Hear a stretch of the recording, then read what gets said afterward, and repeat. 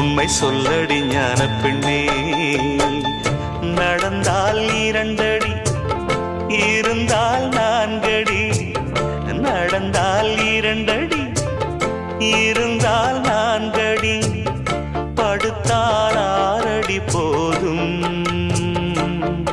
இந்த நிலமும் அந்த வானமும் அது எல்லோர்க்கும் சொந்தம். அடி சொல்லடி ஞான பெண்ணே, உண்மை சொல்லடி ஞான பெண்ணே.